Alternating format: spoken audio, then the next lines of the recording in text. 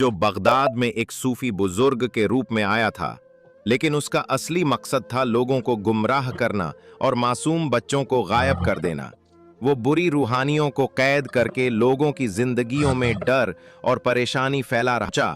तो रूहानियत की एक ऐसी जंग शुरू हुई जिसने इतिहास की रुख बदल दी।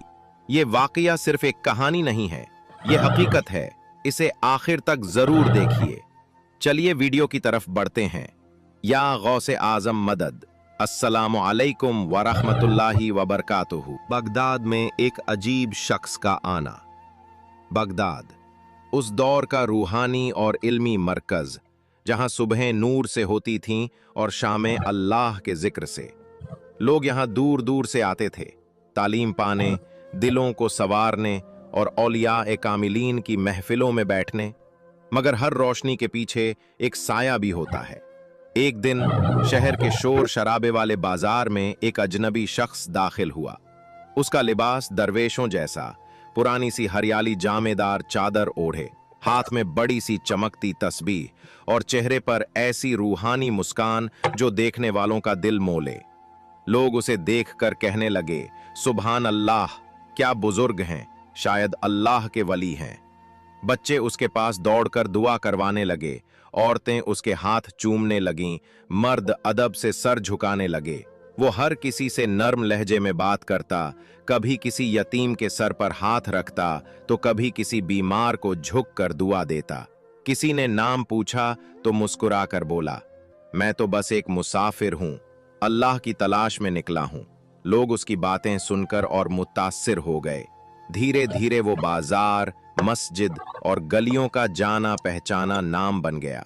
लोग उसे बाजार का बुजुर्ग कहने लगे, मगर किसी को ये इल्म न था कि इस नर्म लहजे, मुस्कुराते चेहरे और रोशन तस्बीह के पीछे एक ऐसा राज छुपा है जो बगदाद को हिला देगा। वो शख्स जो दुआओं में हाथ उठाता था, दरअसल रातों को अकेले में काला जादू करता था। रात के अंधेरे में वो जंगल के एक कोने में जाकर जिन्नों, शैतानों और नफरत से भरे अमल किया करता था। वो एक ऐसा क्रूर जादूगर था जो जालिम जिन्नातों को अपने कब्जे में कर लेता और उनसे ऐसे ऐसे काम करवाता जिनकी कल्पना मात्र से इंसानों की रूह कांप उठे। कभी वो कब्रिस्तान की सूनी रातों में मुर्दों को उनकी कब्र से निकालता, उनकी लाशों के जरिए उनके परिवार वालों पर तिलस्मी काला जादू करता और फिर उसी मुर्दे को वापस कब्र में दफना देता, जैसे कुछ हुआ ही ना हो। जो बदकिरदार और गुनाहगार लोग मरते, उनकी रूहों को वो पकड़कर कैद कर लेता, फिर उन बेजान रूहों से नीच और खौफनाक काम करवाता, जैसे वो उसकी गुलाम हो। असल में ये शख्स एक बेहद खतरनाक जादूगर था, लेकिन दुनिया की आंख के लिए उसने खुद को एक सूफी के रूप में पेश कर रखा था। लोग उसकी झूठी करामातों और नकली परहेजगारी से धोखा खा जाते। कोई नहीं जानता था कि उस झुकते हुए सिर के पीछे कितना गहरा अंधकार छुपा है। वो जमीन पर चलता था इंसानों की तरह, लेकिन उसकी आत्मा किसी अजाब ज़दा जिन्न की तरह लहूलुहान थी। उसकी आंखों में एक अजीब सी चमक थी जो तावीज़ों, टोनों और तंत्रों से भरी किताबों की आग से जल रही थी। लोगों पर मुसीबत का साया था। कुछ ही हफ्तों में बगदाद में अजीबो गरीब हादसे होने लगे। मासूम बच्चों पर एक अनजान बीमारी आ पड़ी थी। बिना किसी वजह के रात के अंधेरे में बच्चे अपने माँ बाप को बिना बताए घर से निकल जाते, और जब सुबह उन्हें ढूंढा जाता तो कुछ तो बेहोशी की हालत में मिलते और कुछ ऐसे अल्फाज बोलते जो इस दुनिया के नहीं लगते थे। लोगों के घरों में अजनबी आवाजें आने लगीं। रात के 3 बजे दरवाजे पर किसी के खटखटाने की आवाज आती। जब लोग डरते डरते दरवाजा खोलते तो बाहर कोई नहीं होता, मगर एक भयानक सड़ी लाश जैसी बदबू अंदर घुस आती। वो बदबू जैसे किसी जादू की तरह लोगों के जहन में उतर जाती, और फिर घर के अंदर झगड़े, चीख पुकार और बर्बादी शुरू हो जाती। जो घर पहले मोहब्बत से भरे रहते थे, अब वहीं लड़ाई, झगड़ा, शक और गुस्सा बस गया था। इन सब के पीछे था जरासाल, एक जालिम और शैतानी जादूगर जो उन लोगों की नापाक रूहों पर कब्जा कर लेता था जो जुल्म करते हुए मरे हों। वो रूहें उसके इशारों पर नाचती थीं और जरासाल उन्हें लोगों के घरों में भेजता था। वो रूहें चोरी करवाती, लोगों में नफरत फैलाती और शहर में फसाद पैदा करती। अब बगदाद का हर इलाका एक भटकती रूहों की बस्ती बन चुका था। शहर के हर कोने में एक अजीब सी ठंडक थी, जैसे मौत सांस ले रही हो। बच्चों की आंखों में रोशनी की जगह अब अंधेरा बस गया था। लोग डर के मारे अपने ही घरों में कैद हो गए थे। कुछ माँ बाप तो ऐसे भी थे जिनके बच्चे रात को गायब हुए और कभी लौट कर नहीं आए। जो घर कभी बरकत से भरे रहते थे, अब वहां सिर्फ चीखें गूंजती थीं। जरा साल अपनी काली ताकत से लोगों को दिखाई नहीं देता, लेकिन उनके अंदर उतर जाता था। लोगों को अपने ही होश पर शक होने लगा। क्या हम ही पागल हो गए हैं? मस्जिदों के दरवाजे बंद कर दिए गए, लोग इबादत करना भूल गए। एक ऐसी हवा चल रही थी जो सिर्फ नापाक रूहों को पसंद थी। और तब एक बूढ़ी रूह ने कहा, यह शहर सिर्फ दुआओं से बचेगा, तलवारों से नहीं। और सबसे डरावना, लोगों के सपनों में अजीब और खौफनाक मखलूक दिखाई देने लगे। लोग रातों में सोने से डरने लगे। जैसे ही आंख लगती, वही भयानक सपने फिर से शुरू हो जाते। यहां तक कि छोटे बच्चे भी वही खौफनाक सपने देखने लगे। वो सपने देखकर बच्चे अचानक घर से बाहर निकल जाते, जैसे किसी ने उनके सपनों में आकर उन्हें बाहर बुलाया हो। हर ओर बेचैनी फैल गई थी। लोग समझ नहीं पा रहे थे कि ये सब हो क्या रहा है। कोई रात को सोता नहीं था, और जो सो जाता वो चीखते हुए उठता। कुछ लोगों ने बताया कि उन्होंने सपने में एक लंबा काला साया देखा जो फुसफुसाकर कुछ कहता था। कुछ ने कहा वो मखलूक इंसान नहीं था, उसकी आंखें जलती थीं और चेहरा किसी जानवर जैसा था। गांव के बुजुर्गों ने कहा कि ये कोई मामूली चीज नहीं, शायद कोई पुराना श्राप फिर से जाग गया। लोग मस्जिदों और दरगाहों की तरफ दौड़ने लगे, अल्लाह से पनाह मांगने लगे। रात होते ही गांव के दरवाजे बंद कर दिए जाते, कोई बाहर निकलने की हिम्मत नहीं करता। एक दफा एक औरत रोती हुई गौसे आजम के पास आई, लेकिन दरबार के बाहर मौजूद मुरिदों ने उसे रोक लिया और पूछा, कहां जा रही हो? उस औरत ने आंसू पोंछते हुए कहा, मैं पीराने पीर, दस्तगीर वलियों के सरदार गौसे आजम से मिलने आई हूं, मुझे मत रोको। मुरिद बोले, आप अभी नहीं मिल सकती, हजरत अल्लाह के जिक्र में बैठे हुए हैं। तभी वह औरत चीख कर बोली, या गौसे आजम अल मदद। तुरंत ही गौसे आजम रहवान का ने अपनी आंखें खोली और मुरिदों से फरमाया, उसे अंदर आने दो।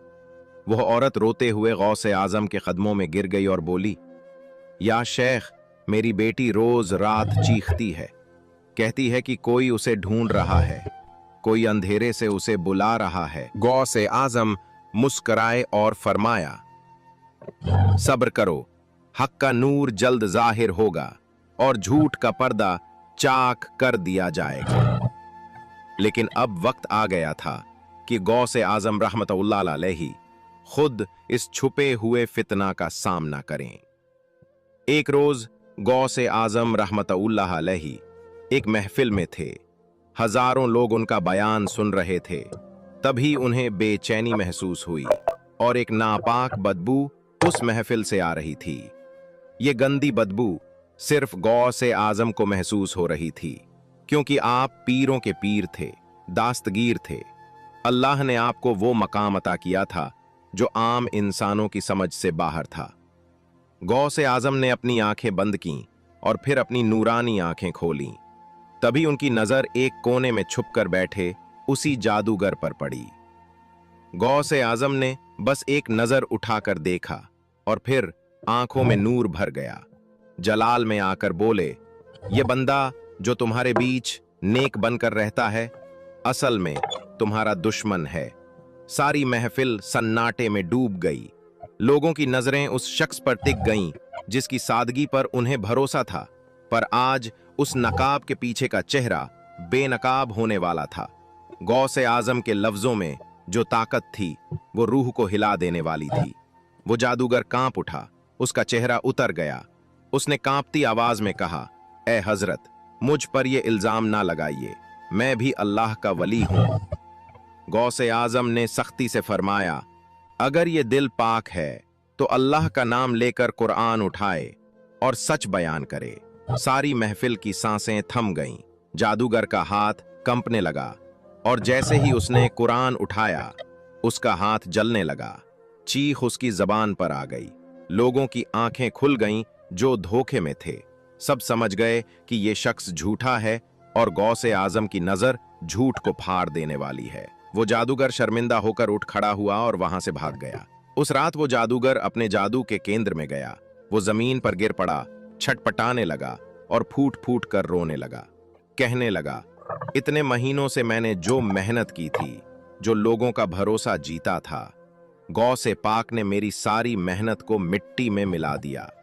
ऐ शैतान, अब तू ही मेरी मदद कर सकता है। तेरे सिवा मेरा कोई नहीं। मैंने तुझ पर यकीन किया, तुझसे वफा की। अब तुझे भी मेरा साथ निभाना होगा। क्या तेरी ताकत गौ से पाक के अल्लाह से ज्यादा है? उसके होंठ कांप रहे थे, आंखों से नफरत टपक रही थी। वो पहली बार इतना टूटा हुआ महसूस कर रहा था, क्योंकि आज वो किसी सच्चे वली से टकरा बैठा था। उसकी रूह थरथरा उठी थी, मगर उसकी नफरत ने उसे फिर से अंधेरे की आग में झोंक दिया। उसने जमीन पर खून से दायरे बनाए और अंधेरे से भरी किताब को खोला। उसके चारों ओर अजीब सी हवा चलने लगी। वो अब इंसान नहीं, एक हैवान की तरह पेश आ रहा था। उसने जमीन पर बैठकर 7 जिन्नों को बुलाया, जिनका चेहरा आग से बना हुआ था और आंखों में शोले थे। वो जिन्न चिल्ला रहे थे, अजीब जुबान में बोल रहे थे। उस जादूगर ने चीखते हुए कहा, अब अब्दुल कादिर मेरे रास्ते में आ गया है, मैं उसे मिटा दूंगा। मेरे रास्ते में जो भी आएगा मैं उसे खत्म कर दूंगा। उसने एक हाथ उठाया और जिन्नों की तरफ देखा और कहा, मुझे ताकत दो कि मैं उस बुजुर्ग को जमीन से मिटा सकूं। सारी जगह स्याह धुएं से भर गई और एक लहू की बू उठने लगी। अगले रोज गौसे आजम रहमतुल्लाह अलैहि मस्जिद जा रहे थे। एक अंधी हवा उठी, जमीन का रंग बदल गया, तेज हवाएं चलने लगीं, आसमान काले बादलों से भर गया, जोरदार बिजली कड़की और वो भयानक शक्ल वाले जिन्न वहां आकर ठहर गए। ये मंजर इतना डरावना था कि सारे लोग बेहोश होकर गिर पड़े।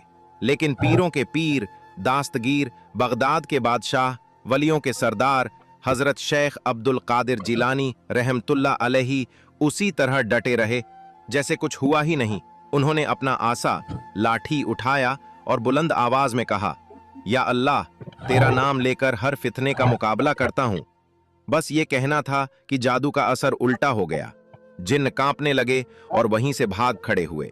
वो जिन्न उसी जादूगर के पास वापस पहुंचे और बोले, ऐ मेरे आका, वो कोई मामूली बुजुर्ग नहीं है, वो वलियों के सरदार हैं, हम उनका मुकाबला नहीं कर सकते। जादूगर आग बबूला हो गया।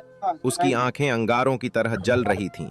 उसने जमीन पर मुक्का मारा और कहा, मैं हार नहीं मानूंगा। रात गहराती चली गई और अंधेरा पूरे शहर पर छा गया। बगदाद की हवाओं में एक अजीब सी सन्नाटी फैल गई। पेड़ ठिठक गए, परिंदे चुप हो गए, जैसे कुदरत भी इंतजार में हो। उस रात जादूगर ने अपने सबसे बड़े आमल की तैयारी शुरू की। उसने अपनी जादू की किताब खोली और एक नकली दरगाह बनाई।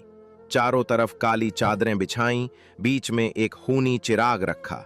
जमीन पर जिन्नों के नाम लिखे, वो जिन्न जो सदियों से बंद थे। उसकी आवाज अब इंसानों जैसी नहीं रही थी, वो अंधेरे की पुकार जैसी हो गई थी। आज मैं गौसे आजम का नूर बुझा दूंगा। आज बगदाद सिर्फ मेरी हुकूमत में होगा। उसने 3 खून की बूंदें जमीन पर टपकाईं, एक बूढ़े, एक जिन्न और एक बच्ची के खून से। उसका चेहरा खून से सना हुआ था और आंखों में खौफनाक दीवानगी थी। फिर वो चीखा, ऐ अंधेरों के मालिक, मुझे वो ताकत दे जो किसी वली को मिटा सके। उसी वक्त गौसे आजम रहमतुल्लाह अलैहि शान हुजरे में इबादत में मशगूल थे। अचानक उनकी आंखें बंद हो गईं और दिल में एक नूरानी आवाज गूंजी, अब्दुल कादिर, तुम पर अंधेरों का साया फिर से छाया गया है, लेकिन तुम्हारा नूर हर अंधेरे को चीर कर निकलेगा। गौसे आजम उठते हैं, वुजू करते और पहली बार अपनी रूहानी लाठी हाथ में लेकर निकलते हैं। उनके चेहरे पर नूर की चमक थी, जैसे चांद से रोशनी उतर रही हो। आसमान पर बिजली चमकती है और हवाओं में इत्र की खुशबू फैल जाती है। आज हक और बातिल का पहला मुकाबला है। गौसे आजम निकलते हैं बगदाद के उस कोने की ओर जहां वो जादूगर छिपा बैठा था। जब गौसे आजम रहमतुल्लाह अलैहि उस जगह पहुंचे, उनकी आंखों के सामने था काला धुआं, पानी में जिन्नों के चेहरे और आवाजों का तूफान। जादूगर जोर जोर से हंस रहा था। तू समझता है कि नूर से अंधेरों को रोका जा सकता है? फिर उसने एक मिट्टी का पुतला निकाला, उसे गौसे आजम जैसे कपड़े पहनाए, उस पर काला पानी डाला और फिर एक सुई लेकर उस पुतले के लाठी पर चुभोया। जादूगर गौसे आजम की तरफ देखने लगा जैसे उन्हें तकलीफ देना चाहता हो, मगर गौसे आजम मुस्कुराए। उन्होंने बस तस्बीह उठाई और फरमाया, ए जादू के गुलाम, हक के रास्ते से हट जा। तू एक मामूली पुतले से मुझे तकलीफ देने की कोशिश कर रहा है। मैं वो हूं जिसने अपनी नफ्स को मारकर यह मकाम पाया है। मैंने खुद को मिटा दिया, अब सिर्फ अल्लाह बाकी है। महफिल सन रह गई। जादूगर की सुई जहां चुभती वहीं उसे खुद दर्द होने लगता। वो पागलों की तरह चिल्लाने लगा। उसने जब पुतले की तरफ देखा तो देखा कि पुतले के कपड़े भी अब उसके जैसे हो गए थे। वो घबरा गया। कांपते हाथों से उसने उस पुतले को जमीन पर फेंक दिया, मगर गौसे आजम ने सिर्फ एक बार सूरह फातिहा पढ़ी, बिस्मिल्लाहिर्रहमानिर्रहीम। जादूगर तड़पने लगा, उसका चेहरा झुलसने लगा, मगर वो पीछे नहीं हटा। गौसे आजम ने नर्म मगर असरदार आवाज में फरमाया, अब मैं तुझे एक और रूहानी दावत देता हूं, शैतानी रास्ता छोड़कर अल्लाह का रास्ता अपना ले। मगर जादूगर ने इनकार कर दिया। उसने चारों ओर आग लगा दी। अब वहां एक रूहानी चक्र बन गया जिसमें 7 जिन, 3 जिन्नों की मलिकाएं और एक काले अबा में छुपा हुआ एक भूतनी का साया था। ये सब गौसे आजम के इर्द गिर्द घूमने लगे। दूर से जो लोग देख रहे थे वो डर के मारे बेहोश होने लगे। किसी ने कांपते होठों से कहा, ये तो रूहानी जंग है, इंसानी नहीं। मगर गौसे आजम की आंखों में नूरानी शोलों की चमक थी। उन्होंने अल्लाह के नाम का वास्ता देते हुए दहाड़ कर कहा, तुम सब अल्लाह के हुक्म के बगैर कुछ नहीं कर सकते। अगर तुम में कुछ भी बाकी है तो मेरे मौला के नूर का मुकाबला करो। उन्होंने अपनी लाठी जमीन पर मारी और एक नूरानी दायरा फैल गया। वो दायरा इतना रोशन था कि आंखें चौंधिया गईं।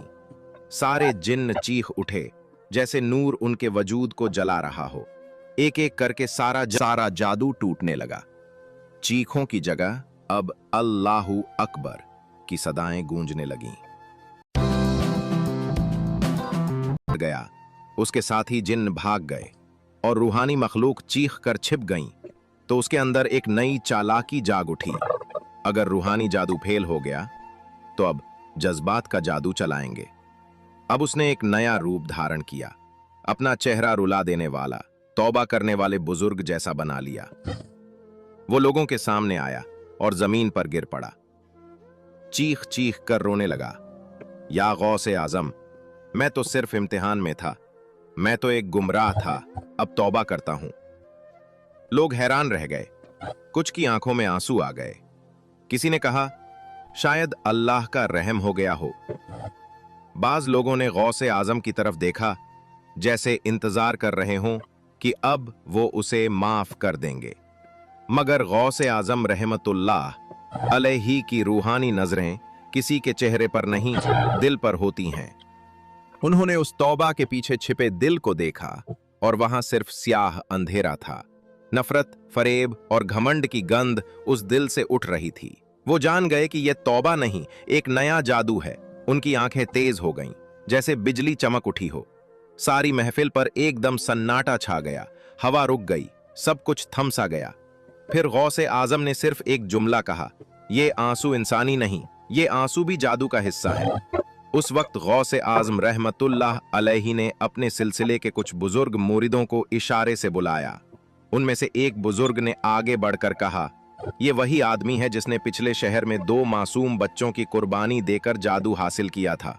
दूसरे ने कहा, इसने बुजुर्ग का चोला ओढ़कर लोगों को धोखा दिया और उनकी औलादें छुप छुप कर उठा लीं।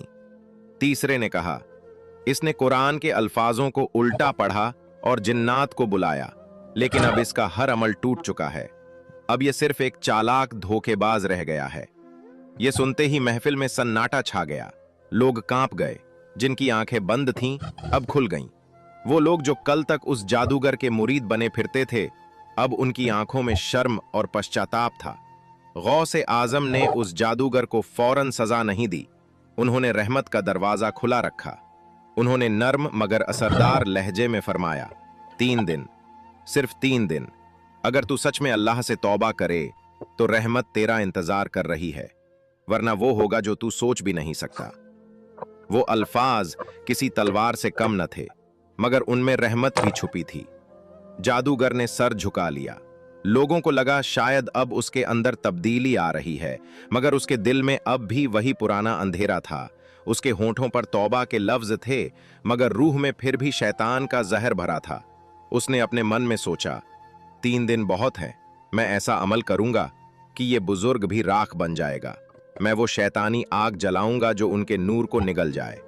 मगर उसे ये नहीं पता था कि जिस शख्स से वो टकरा रहा है वो खुद को मिटा चुका है। अब उसमें सिर्फ अल्लाह ही बाकी है। वक्त आ पहुंचा, तीसरी रात। वो जादूगर अब अपना आखिरी और सबसे खतरनाक अमल शुरू करने वाला था।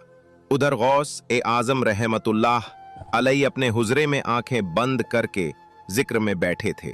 उन्होंने अपनी रूहानी आंखों से देखा वो जादूगर फिर से साजिश कर रहा है।